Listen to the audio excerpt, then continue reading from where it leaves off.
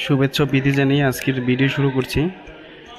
আজকে আমি দেহের একটি গুরুত্বপূর্ণ হরমোন টিএসএইচ তথা থাইরয়েড স্টিমুলেটিং হরমোন নিয়ে আলোচনা করব। তো আসলে আলোচনা বলতে মূলত আজকে টেস্ট প্রসিডিউরটা নিয়ে আলোচনা করব, যেহেতু আমি মেডিকেল টেকনোলজিস্ট। তো আমি প্রথমে টিপস এবং কার্টিজগুলো বের করে নিচ্ছি। এটা ফ্রিজে রাখা ছিল, এটা রুম টেম্পারেচারে এনে কার্টিজ এবং টিপস যথাস্থানে বসিয়ে পরে কীভাবে প্রোগ্রাম সেট করব সেটা দেখাচ্ছি। তো টিএসএইচ হরমোনটা আমাদের দেহের জন্য খুবই গুরুত্বপূর্ণ। আমাদের দেহের অধিকাংশ কাজ কিন্তু এই হরমোনই নিয়ন্ত্রণ করে।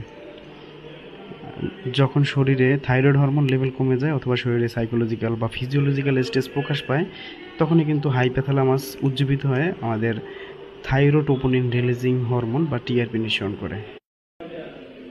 তো আমি টেস্ট করার উদ্দেশ্যে আমার বারকোড সমন্বিত যে স্যাম্পল আছে, স্যাম্পলটা থেকে সিরাম নেব।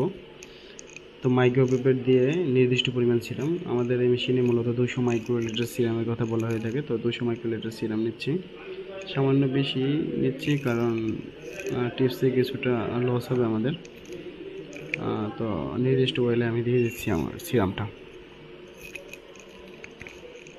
এরপর আমি টিপসটা ডিসকার্ড করলাম, আর একটা স্যাম্পল ছিল ওটার কাজ করে নিচ্ছি।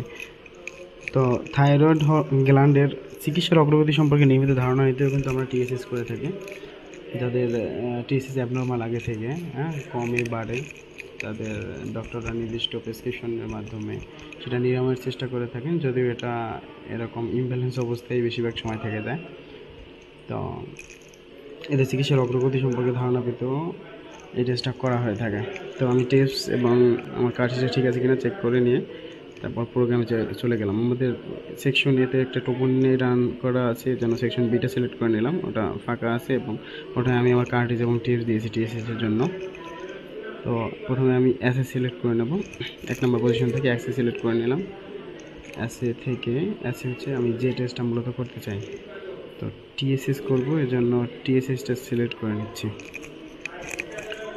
তো আমরা একটু দেখি পাশাপাশি যে টিএসএস রক্তে আসলে টিএসএস কেন বাড়ে। তার কারণগুলো হচ্ছে কী কী রোগ থাকলে, কী কী সমস্যা থাকলে পরে এটা হয়। Primary hypothyroidism, hyper pituitarism, pituitary adenoma, এনটিটিএসএস antibodies, thyroiditis, thyroid hormone resistance. এছাড়াও রয়েছে একটোপিক প্রোডাকশন, যেটা মূলত লাংস ব্রেস্ট ক্যান্সার এর কারণে হয়। এছাড়া হাইপোথার্মিয়ার জন্য এটা হতে পারে। তো জেনে নিলাম কী জন্য টিএসএসটা রক্তে বাড়ে। তো আমি আমার সিরাম ইনপুট করে এবার স্যাম্পল থেকে বারকোডটা রিড করে নিচ্ছি বারকোড রিডার দিয়ে। এটা করলে যেটা হয় যে বারকোডটা রিড করে নিলে এখানে যে ডেটাটা দেওয়া হবে অটোমেটিক সিলেক্ট করে নেবে, পাশাপাশি এখানে যে রেজাল্ট হবে সেটা আমাদের সফটওয়্যারে চলে যাবে।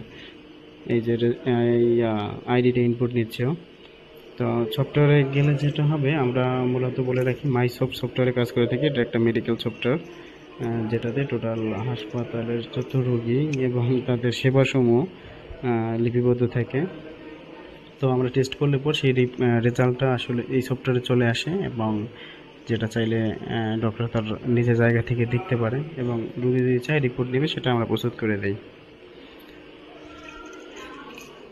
তো এছাড়া রক্তে যেসব কারণে কম থাকতে পারে টিএসএস, সেটা হচ্ছে hypothyroidism, pituitary hypofunction, Graves disease, organic brain syndrome.